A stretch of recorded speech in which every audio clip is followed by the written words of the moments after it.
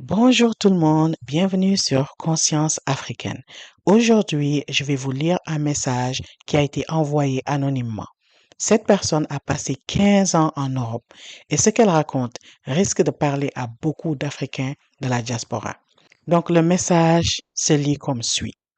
Bonjour, je vous écris parce que j'ai besoin de parler et peut-être d'avoir des avis extérieurs.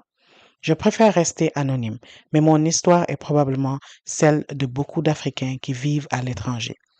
Je suis parti de mon pays en Afrique de l'Ouest quand j'avais 24 ans.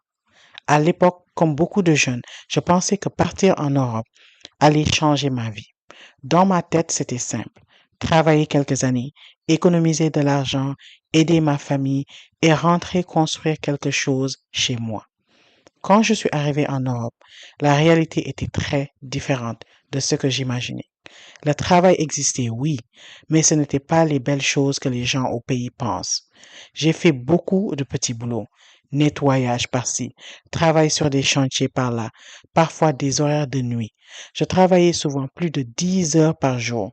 La vie était excessivement chère, les loyers étaient élevés et au début, je partageais même un petit appartement avec plusieurs personnes pour pouvoir économiser. Malgré ça, dès que j'ai commencé à gagner un peu d'argent, j'ai commencé à envoyer de l'argent à ma famille. La première fois que j'ai envoyé environ 200 euros à ma mère, elle m'a appelé en pleurant de joie. Elle me disait que tout le monde au quartier parlait de moi et disait que j'étais devenu quelqu'un d'important parce que je vivais en Europe. Avec le temps, envoyer de l'argent est devenu une habitude. Chaque mois, il y avait une nouvelle situation. Un frère qui avait besoin d'aide pour l'école, une tante malade, un cousin qui voulait démarrer un petit commerce.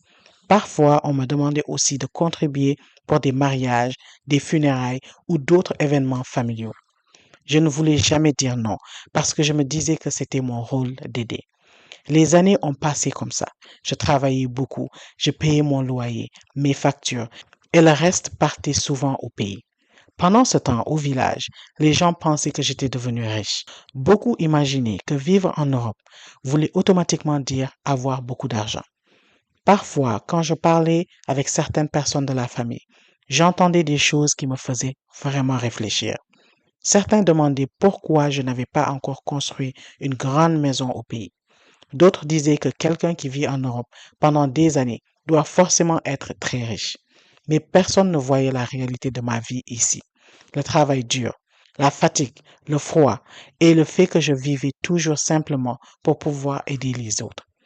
Après presque 15 ans en Europe, ma situation a changé brusquement. L'entreprise pour laquelle je travaillais a fermé. J'ai perdu mon travail et il m'a fallu plusieurs mois pour en retrouver un autre. C'est là que j'ai réalisé quelque chose de difficile. Je n'avais presque pas d'économie. Pendant toutes ces années, j'avais envoyé tellement d'argent à la famille que je n'avais presque rien construit pour moi-même. Finalement, j'ai décidé de rentrer en Afrique. Je pensais que ce serait le bon moment pour recommencer quelque chose chez moi. Quand je suis arrivé au village, tout le monde était content de me voir. Mais très vite, les questions ont commencé. Les gens me demandaient quelle maison j'allais construire, quel business j'allais lancer et combien d'argent j'avais économisé après toutes ces années en Europe. La vérité, c'est que je n'avais presque rien. J'avais aidé beaucoup de personnes pendant des années, mais moi-même, je n'avais pas vraiment préparé mon avenir. Aujourd'hui, je ne regrette pas d'avoir aidé ma famille, mais parfois, je me demande si j'aurais dû trouver un meilleur équilibre. Peut-être que j'aurais dû investir un peu plus pour moi, préparer mon retour ou construire quelque chose pendant que j'étais encore en Europe. Je partage mon histoire parce que je sais que beaucoup de gens pensent que partir à l'étranger veut automatiquement dire réussir.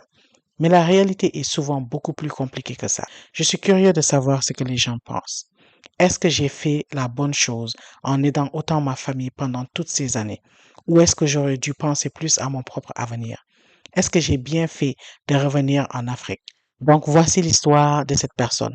Donc, laissez vos avis en commentaire et nous en discuterons plus dans les commentaires. Et si vous avez aimé cette histoire, n'hésitez pas à liker et à partager les vidéos avec les gens qui pourraient en bénéficier. Abonnez-vous pour une prochaine vidéo.